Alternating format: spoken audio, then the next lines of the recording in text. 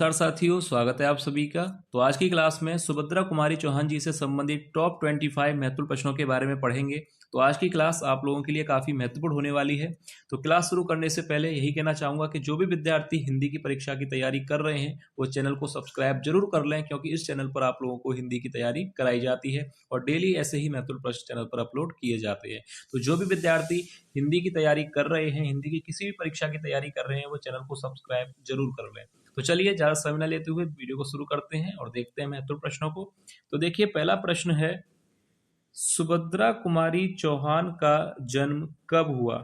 Option दिए गए हैं 1901 या 1902, 1903 या 1904 में। तो देखिए, सुभद्रा कुमारी चौहान का जन्म कब हुआ था? तो याद रखिएगा, ऑप्शन डी राइट हो जाएगा 1904 में। सुभद्रा कुमारी चौहान का जन्म किस वर्ष हुआ था? 1904 में। याद रखिएगा, 1904 में सुभद्रा कुमारी चौहान का जन्म हुआ था। अब देखिए, अगला प्रश्न है, सुभद्रा कुमारी चौहान का जन्म कहाँ हुआ? ऑप्शन दे रखे हैं, चिरगांव झांसी उत्तर प्रदेश में, या निहालपुर प्रयागराज उत्तर प्रदेश, या ऑप्शन सी चुनार गांव मिर्जापुर उत्तर प्रदेश, या ऑप्शन डी जलालपुर बस्ती उत्तर प्रदेश। तो देखिए, सुभद्रा कुमारी चौहान का जन्म कहाँ पर हुआ था? तो याद रखिएगा, उत्तर प्रदेश के प्रयागराज के निहालपुर में। याद रखिएगा, ऑप्शन बी यहाँ पर राइट आंसर हो जाएगा। सुभद्रा कुमारी चौहान का जन्म किस वर्ष हुआ था? 1904 में। और कहां पर हुआ था, यानी किस जगह पर हुआ था? तो प्रयागराज के निहालपुर में। याद रखिएगा, ऑप्शन बी यहाँ पर राइट आंसर हो जाएगा। अब इसके बाद देखिए, अगला प्रश्न है, देखिए प्रश्न है कि सुभद्रा कुमारी चौहान ने कितने वर्ष की आयु में कविता लिखना प्रारंभ कर दिया था? देखिए, ये काफी अच्छा प्रश्न है परीक्षा के लिए। सुभद्रा कुमारी चौहान ने कितने वर्ष की आयु में कविता लिखना जो है प्रारंभ कर दिया था? 6 वर्ष की आयु में, या 9 वर्ष की आयु, 8 या 7 वर्ष की? तो देखिए, सुभद्रा कुमारी चौहान ने जो है 9 वर्ष की आयु में कविता लिखना जो है शुरू कर दिया था। तो ऑप्शन बी यहाँ पर राइट आंसर हो जाएगा। याद रखिएगा, कितने वर्ष की आयु में कविता लिखना शुरू किया था? 9 वर्ष की आयु में। अब इसके बाद देखिए, अगला प्रश्न है, देखिए प्रश्न है, सुभद्रा कुमारी चौहान की पहली कविता कौन सी थी? ऑप्शन दिए गए हैं, मुकुल, नीम, झांसी की रानी, या मेरा जीवन। तो देखिए, सुभद्रा कुमारी चौहान की पहली कविता कौन सी थी? तो याद रखिएगा, ऑप्शन बी राइट हो जाएगा, नीम। ठीक है, याद रखिएगा, नीम के पेड़ पर इन्होंने कविता लिखी थी। सुभद्रा कुमारी चौहान की पहली कविता है नीम। ठीक है, क्लियर है आपको यहाँ तक? अब इसके बाद देखिए, अगला प्रश्न है, देखिए प्रश्न है, सुभद्रा कुमारी चौहान की पहली कविता नीम कब प्रकाशित हुई थी? सुभद्रा कुमारी चौहान की पहली कविता नीम कब प्रकाशित हुई थी? 1914 में, या 1910 में, 1913 में, या 1912 में? तो राइट आंसर क्या हो जाएगा?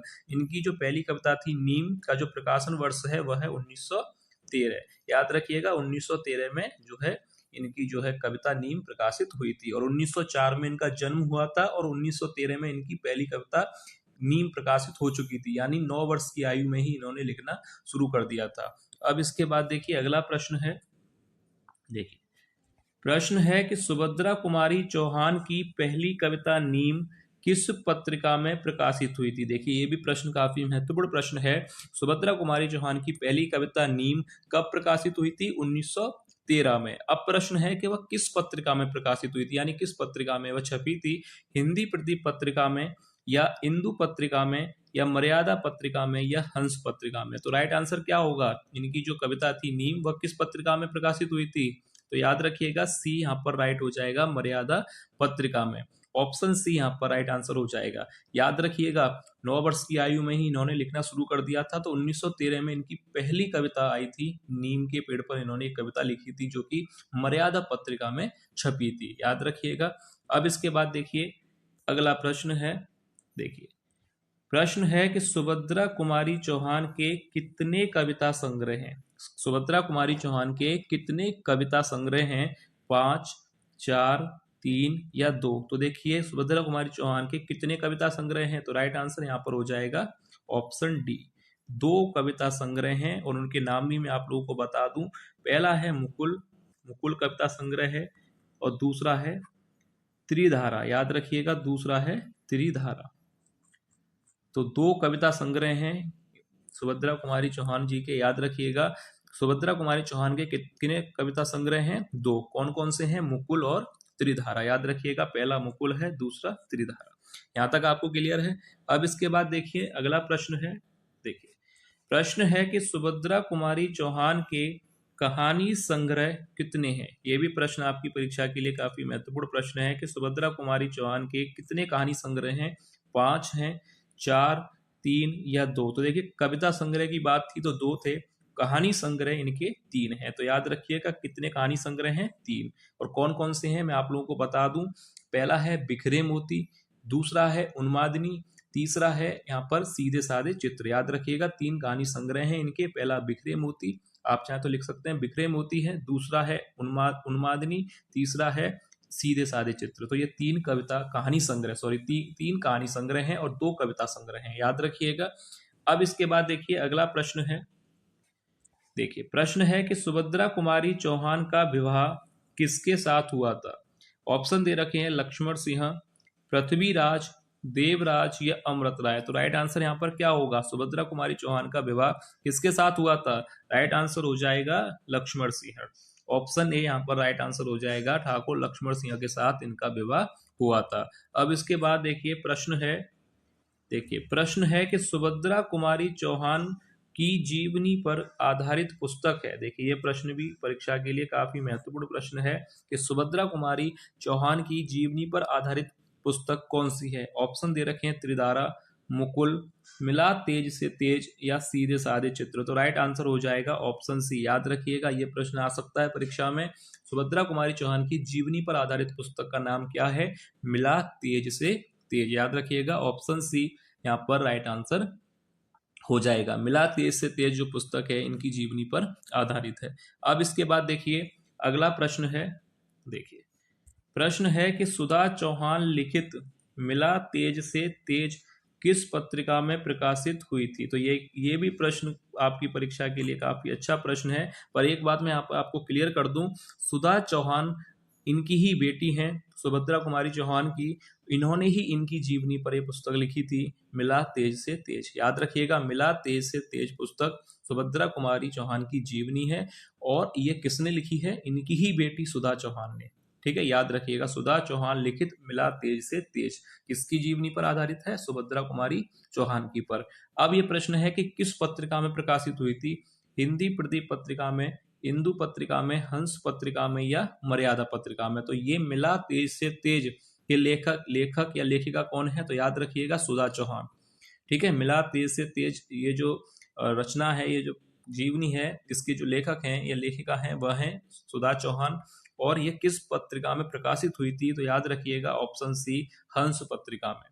ठीक है, याद रखिएगा ये किस में प्रकाशित हुई थी? हंस पत्रिका में। अब इसके बाद देखिए प्रश्न अगला है। प्रश्न है कि सुभद्रा कुमारी चौहान का प्रथम कहानी संग्रह कौन सा है? देखिए ये भी प्रश्न काफी महत्वपूर्ण प्रश्न लिए जाते हैं जो कि एग्जाम में आपसे पूछे जा सकते हैं। प्रश्न है कि सुभद्रा कुमारी चौहान का प्रथम कहानी संग्रह कौन सा है? त्रिधारा है, उन्मादिनी है, सीधे साधे चित्र या बिखरे मोती? तो देखिए पहला कहानी संग्रह, मैंने 3 कहानी संग्रह बताए थे आपको, जिसमें पहला है बिखरे मोती, दूसरा है उन्मादिनी और तीसरा है सीधे साधे चित्र। सीधे साधे चित्र इनका अंतिम कहानी संग्रह है। ठीक है, तो पहला है बिखरे मोती, दूसरा है उन्मादिनी, तीसरा है सीधे, और त्रिधारा इनका क्या है? कविता संग्रह। याद रखिएगा ये त्रिधारा और मुकुल दोनों ही इनके कविता संग्रह हैं। तो यहाँ पर वह है कि सुभद्रा कुमारी चौहान का प्रथम कहानी संग्रह, तो राइट आंसर हो जाएगा बिखरे मोती। याद रखिएगा ऑप्शन डी यहाँ पर राइट आंसर होगा। अब इसके बाद देखिए अगला प्रश्न है। देखिए प्रश्न है कि बिखरे मोती कहानी संग्रह का प्रकाशन वर्ष। देखिए बिखरे मोती जो कि इनका पहला कहानी संग्रह है का प्रकाशन वर्ष क्या है? 1931 है या 1932, 1933 या 1934? तो राइट आंसर क्या हो जाएगा? बिखरे मोती कहानी संग्रह का प्रकाशन वर्ष क्या है? 1932। ऑप्शन बी यहाँ पर राइट आंसर हो जाएगा। याद रखिएगा 1932 में जो है बिखरे मोती कहानी संग्रह प्रकाशित हुआ था। अब इसके बाद देखिए अगला प्रश्न है, बिखरे मोती कहानी संग्रह कितने कहानियों का संग्रह है? देखिए ये भी प्रश्न कितना अच्छा प्रश्न है परीक्षा के लिए। प्रश्न है कि बिखरे मोती कहानी संग्रह कितने कहानियों का संग्रह है? 12, 13, 14 या 15? तो बताइएगा कितने कहानियों का संग्रह है। तो याद रखिएगा ऑप्शन डी यहाँ पर राइट हो जाएगा, 15 कहानियों का संग्रह है। ठीक है, क्लियर है आपको? बिखरे मोती कितने कहानी संग्रह, कितने कहानियों का संग्रह है? 15 कहानियों का संग्रह है।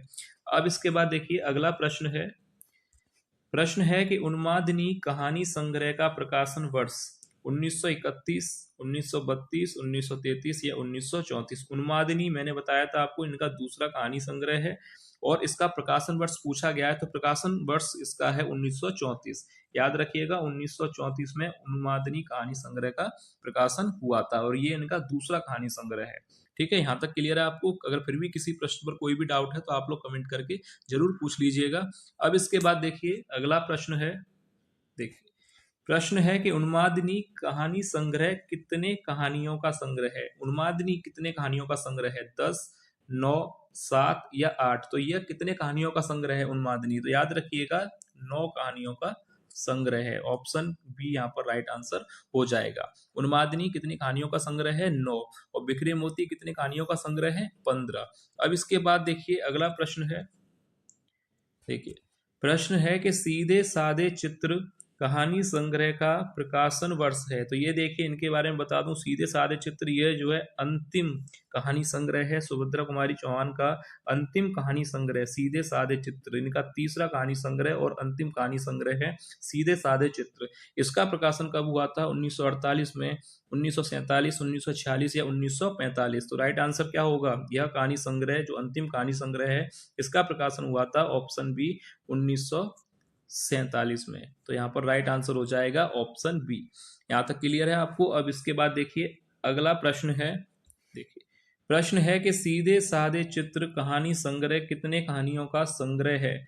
16, 14, 12 या 15? तो देखिए सीधे साधे चित्र कहानी संग्रह जो कि अंतिम कहानी संग्रह है सुभद्रा कुमारी चौहान जी का, वह कितने कहानियों का संग्रह है? 16, 14, 12 या 15? तो राइट आंसर हो जाएगा ऑप्शन बी, 14 कहानियों का संग्रह है। याद रखिएगा 14 कहानियों का संग्रह है सीधे साधे चित्र। ठीक है, यहाँ तक क्लियर है आपको? अब इसके बाद देखिए अगला प्रश्न है, देखिए अगला प्रश्न है कि सुभद्रा कुमारी चौहान को प्रथम सेक्सरिया पुरस्कार किस संग्रह के लिए मिला? देखिए ये प्रश्न आपकी परीक्षा के लिए काफी ज्यादा महत्वपूर्ण प्रश्न है कि सुभद्रा कुमारी चौहान को प्रथम, यहाँ पर देखिए प्रथम शब्द लगा हुआ है, प्रथम सेक्सरिया पुरस्कार किस संग्रह के लिए मिला था? सीधे साधे चित्र के लिए, उन्मादिनी के लिए, स्त्रीधारा के लिए या मुकुल के लिए? तो ध्यान से देख लीजिएगा, प्रथम सेक्सरिया पुरस्कार इन्हें मिला था मुकुल कविता संग्रह के लिए, यानी ऑप्शन डी यहाँ पर राइट आंसर होगा।